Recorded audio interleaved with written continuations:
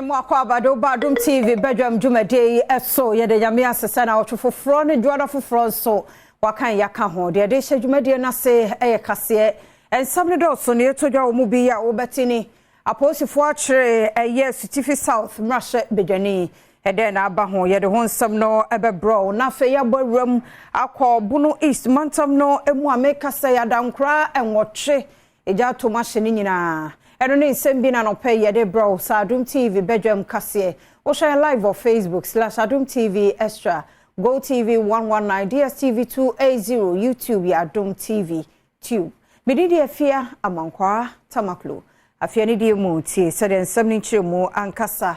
etie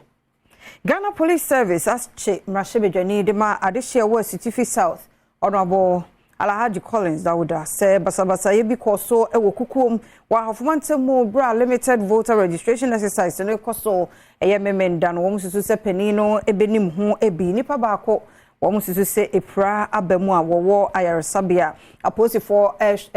doctor for channel na aposifo nso ani da kwan se nipa wo mudi nsamone no wona adwane no wonsa beka wo Adom TV kase etwase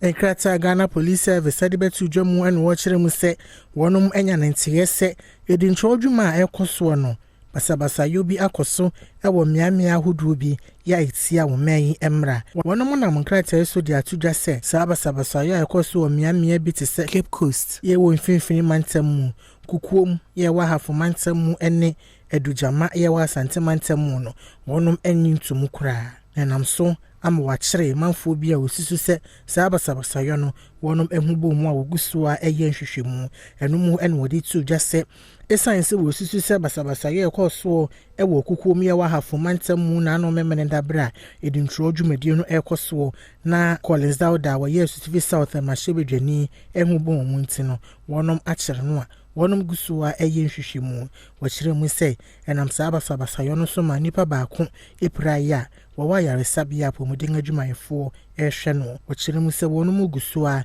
ehwehwe wonum a saa basabasa ye koso okukuom no na won ho ebu mu bie ona monkrata iso akai manfo nyina se edintro dwumadie na yekoso no eye oman babia asede senti afese wo makwan maman babia wo ho kwan so oturo nide no onya akwanya no wa abra wonfa ho kire bia mu nkrata ni mu no abomanfo kokose emra ebo edintro dwuma no eho ban no obi amomodin ase obi di so esanse enya de se police fo betena se yenhwe han ama obi anase enipakuo bi ebu omanyi mra so sanse obi biara wo bekire no sa kwan ne so no wode ne befa mra kwan so mamra ene no adi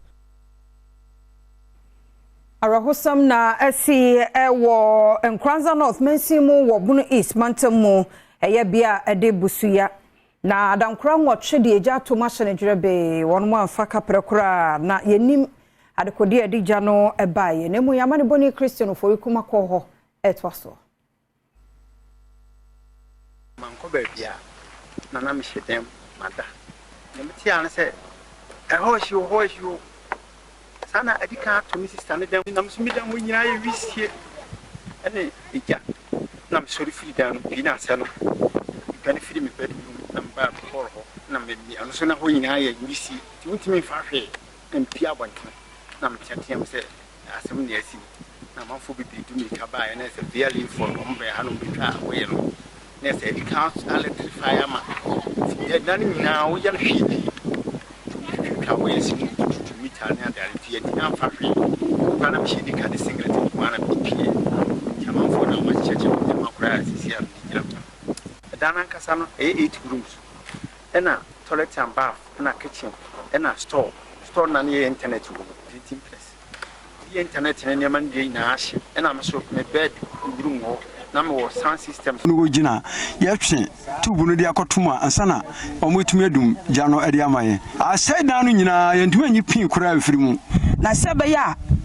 Fire Service crowd car, but I bedroom Janamano. Quite on Buffers on bedroom the 18. Omunya baby amfa, na can be drew, which you can by Bio Buffa, Aquaco Dumjan, no crane a yabra hosem, yet yeti, yet the answer, yes, Swanko for Bensu. O Sunday, Baya, Obenya Quay would have be down one. I'm Monantica into Mura, until no crane men of.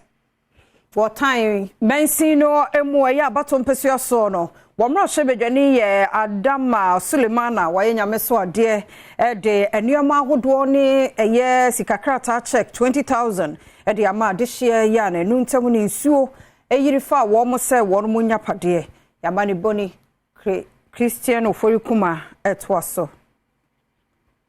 yabeto asansam no eso yen kase ahodo mu mayemo nwura yensam foforo emu ana fragmentam no emu ene wo mo at den fise eniema bia ye hunu no se eye fi yesusu se ye fi no ye fa be fo kwan so asanka mu ama yade foforo ya ene make say recycling plant one more aye bi ewo ho mensin mu ana se pani kwantrefo edazum lion Ghana no Ro Joseph Sian Japan and this semi tuja wochire mu se recycling and compost planning wo de ekwo ho sebeya ebetumi aboa manuma enso abampotamu Adom TV etwase. The construction of this facility began in the year 2021 when the regional minister Archibald Yao Lecha cut a sword here, 2021 exactly. And today we are on time by its completion. It's going to serve 8 municipalities and districts. The second value of this plant is that currently when you go to any of these districts, you have refuse paraded on the land, no value, nobody is working there. As of today, this plant is going to begin to employ about 1,000 indirect and direct people going to work here. This plant and the facility are going to engage about 300 people. Then the waste collectors, waste pickers, transportation, and all other facilities or engagement that are going to be in this facility are going to generate about 1,000 employment. Swafu saasuya no ewo fragmentam ho no mo esanse ebeboa pa ama ewura wo boaboa no ewo fragmentam ho no mo no watumi e de aye ade papa e ebeboa kuayo. Buckets, bowls, plates ne de bola na mogumu no nyina no ye produce from the waste na ye generate ye recycle no ena de ye de eye agric ye de dua fertilizer inti ye yi organic waste na ye de ye compost na yaton inti wo mo yes anima we no wo mo to bola no inti oboaboa no to ho a oboaboa no to ho a ye pepa ba beto me pamocho maye insisa no basa enhwegu basa maye ntwen sensuo beto na ya kukuru ye bola na ye de akwa gu drain no mo ye yesa ye peswa so no be flood Eshampo education so ye Philip Nsia income o se na de basic any junior high school what mensin mu no ICT mu nimde ana laboratories nyema no gu ankwa no behwede asuade ne ba nso hwe a watumi atwere atwa no ehun enibi o de wasama to Adom TV kase anim se be yampedifo ebetie students no be pray won even computer mouse they were shaking. Why? Because they didn't have that foundation. Even at that level, at the master's level, no, they were very afraid even to touch a computer mouse. It implies that learners and students today, you are lucky. When you're lucky, even at this level, no, you are being equipped with basic computer skills. Mr. Chairman, please permit me to stand on the already established protocols. You are in trouble.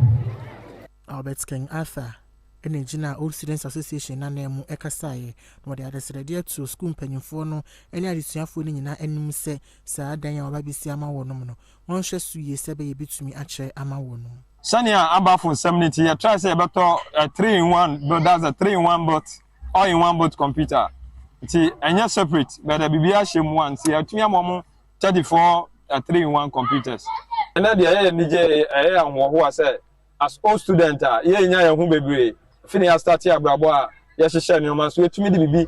abwaze wo ama nkola omo wo echi yenya anisuade wo se yempese be yen ho bebre ansana ya behwe echi bet ye ko no na ye ni omo ko nti ye ko ni na amase yeso ye ne wona ehu so ye tete echire ma da chi bi ye ne ho a omo so ombe take over from us na omo aye be de ya ma omo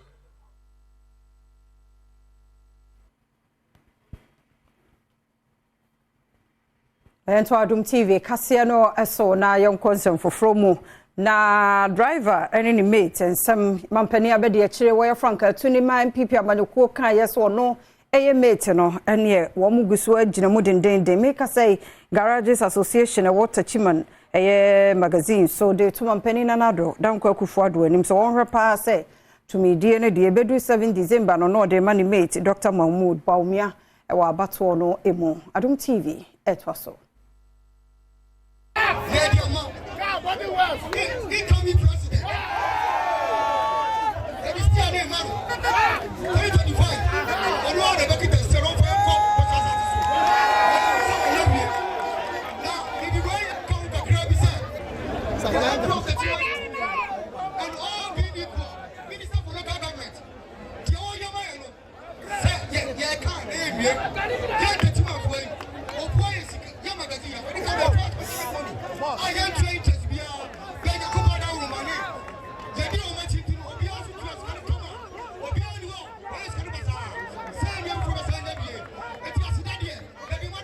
Brad Dr. Mahmoud Baumia ekasa wo nhyiemu nase no ene wo hye wonom obose se wonya kwan ba bedi man yanimu a wonom import duties ene enyama bi efa wonom adwuma wo ye ho no wo behwe no amemu aya akono ama wonom mienu na ewo ho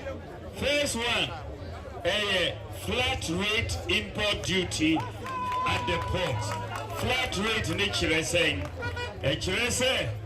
we spare parts importer Udi 40-footer container bar, ye beshishe CD price of the duty ubetuya.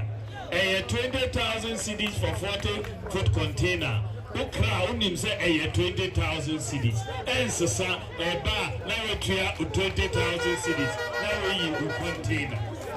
20-foot container na wetuya 10,000 CDs. Na we container. Sa ebebua. The tosu mienu a me pese me de bagana say anyhow say ni bebre e di niema Togo no mu smuggle abagana ha enye sa because Togo omo duty ni wo form chain Ghana enti mi besisa import duty regime no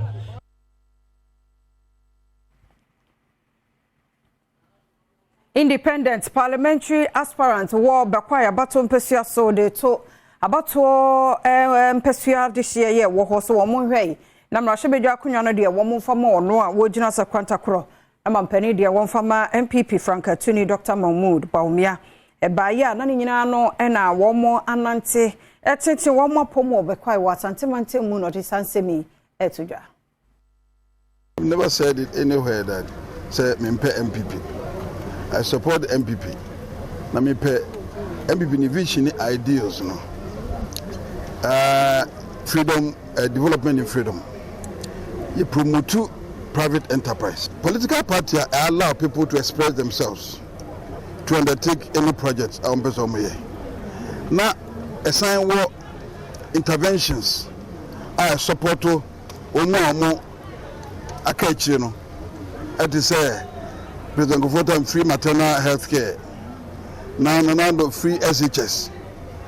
Means so. Say unimi history me set up education foundation person to support brilliant but needy and the MPP there the principles of MPP no and me principles no e wo me team ne me makuma mo no eyepe but me contest as independent candidate because and when the be ma be kwa for any opportunity to select obi a omakuma mo no omope manfo bi a wonom eta na chie no ne amanebuni enkomodwetwe mu no wakire de enti a wonom asigina ese no nko an wonom ebeta na chi o hwe na nado amambuo ni bamya bambuo na eye future no bi aye nyina na nya nasem se be de yenya o ne nkola na chi do chi ma no na ye dwu o mo nti o mo ba fofo na o mo du ese so ko to about wo mo le so mo gigire na mo tu mpo na mo tu o mo register no to about because apart on nye bia wo to ma me na so to ma obi a wo to ma wa wo future isa ba mi akode a amofa e na ekọ ka amofa de ye ni se da achen ye ma e da achen wona ba me ye ma da achen akoso esiemu awiemu o fa amofa oba wo ni die okasa so obama bama woni stakura na ye tanachi sanso onu ya tuma ba omi a onu so na akọ betu ama no kwa yenku ase akura titi yenku ase ye obeta ye ti bibi ape bia no wo amofa ba aba kama yenti yeta ya amofa ti Mayina no so na Adom TV Badwam kase na hana bema kwan na no pay wadaroma ye de asie asedane ye wo dia wo mre no wadaje a wo de fam yenti nemum kwaso na hye ne emfa de bonkrata no ne online story ne mra best mamienu ye twe ho aba mesre wa atwen ye kwaba